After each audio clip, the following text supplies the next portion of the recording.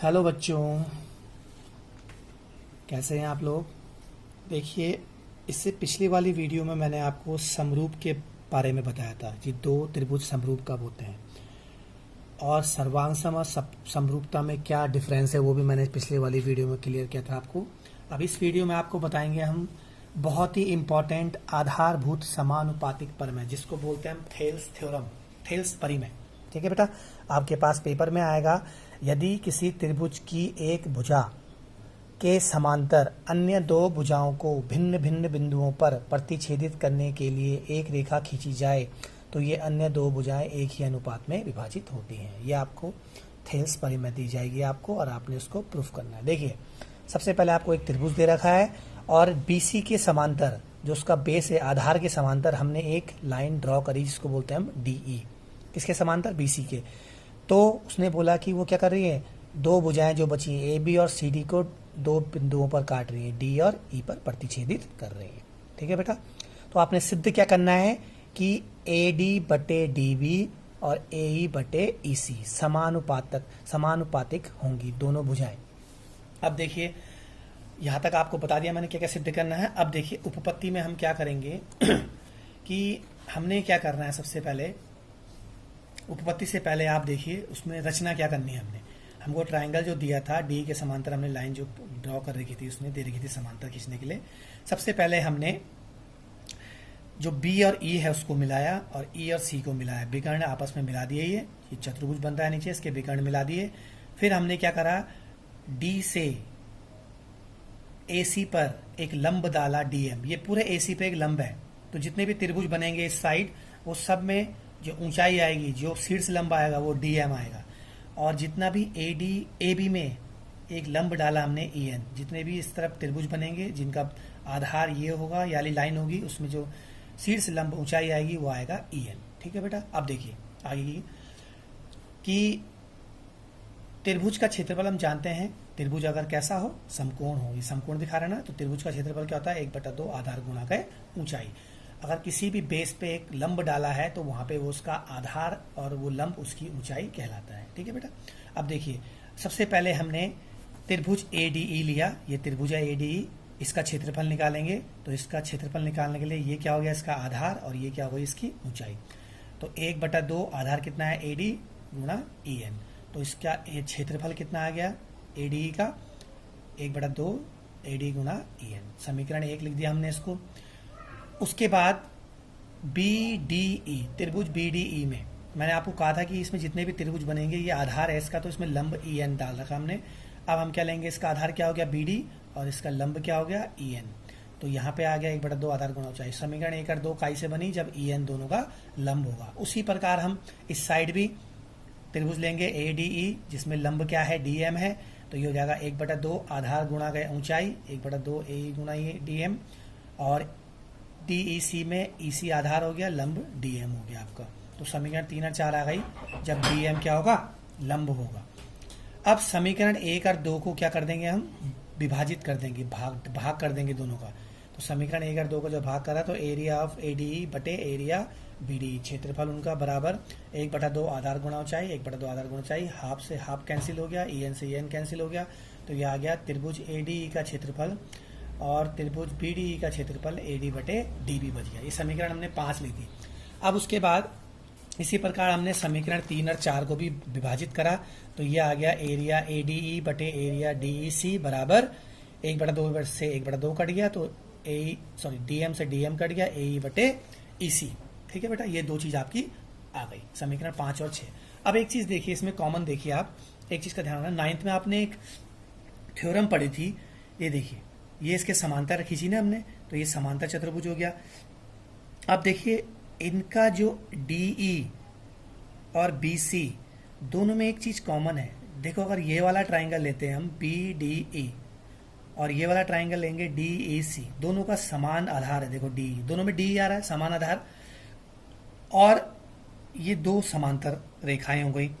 तो त्रिभुज BDE और त्रिभुज DEC का जो क्षेत्रफल होगा वो दोनों बराबर होंगे। क्यों, क्या लिखोगे आप, त्रिभुज BDE और त्रिभुज DEC का क्षेत्रफल बराबर है, क्योंकि दोनों का आधार DE समान तथा दोनों समांतर रेखाओं के डी और बीसी के बीच बने त्रिभुज है। इसके कारण दोनों का क्षेत्रफल बराबर होगा।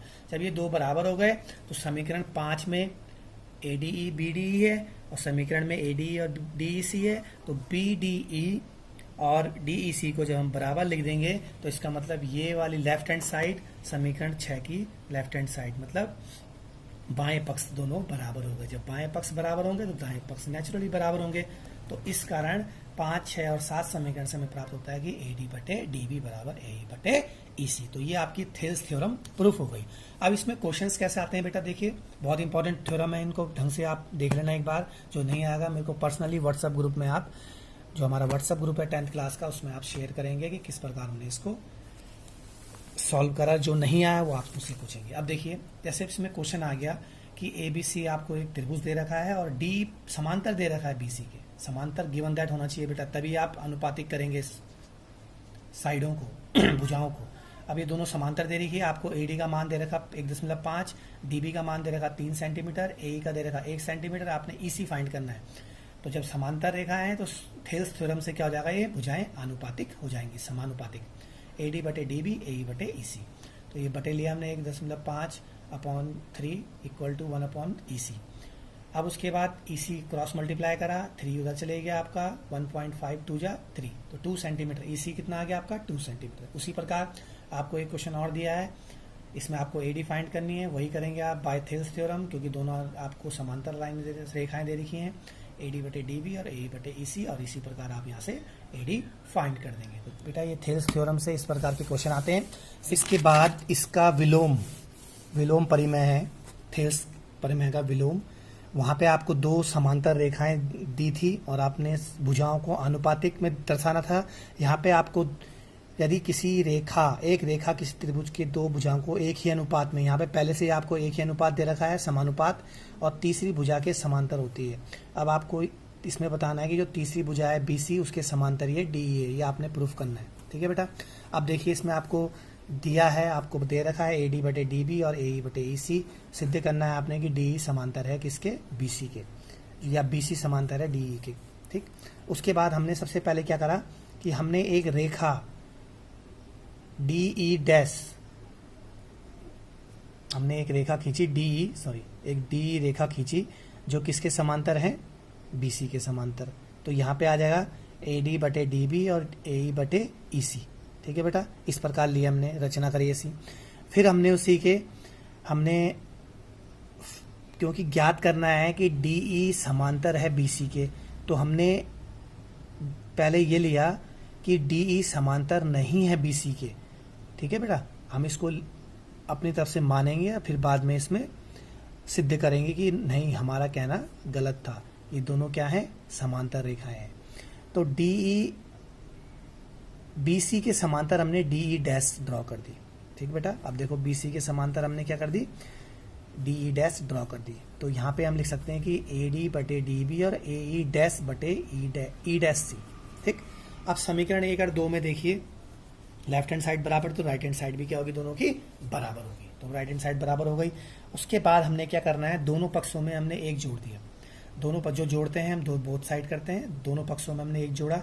तो यहाँ पे EC हमने लसापा लिया, तो AE EC बन जाएगी AE प्लस EC, या वैसे ही यहाँ पे हमने लसापा E डैश C लिया, तो AE dash plus E dash C। तो यहाँ पे AE और EC देखिए, AE और EC पूरी एक रेखा है AC। उसी प्रकार E डैश और E डैश C एक रेखा है, तो ये आ गई AC।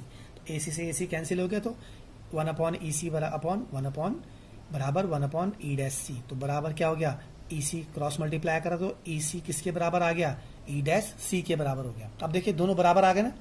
अब जब ये दोनों बराबर हैं तो इसका मतलब दोनों संपाती होंगे।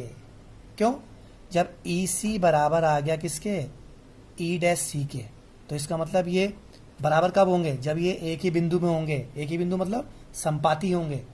ठीक है बेटा। तो जब दोनों बराबर आ गए EC और E डैश C, तो इसका मतलब जो BC है वो DE के समांतर तो है ही। अब हमने जो रचना बनाई थी, सो BC किसके समांतर होगी, DE के। समझ में आ गया बेटा। तो ये आपकी क्या थी, इसकी व्युत्क्रम जिसको बोलते हैं विलोम परिमेय। अब आप 6.2 और 6.1 जो परिमय कराई मैंने, इसके आधार पे एक्सरसाइज 6.2 करेंगे। ठीक है बेटा, जो नहीं आएगा आप पूछ लेंगे। Okay bye.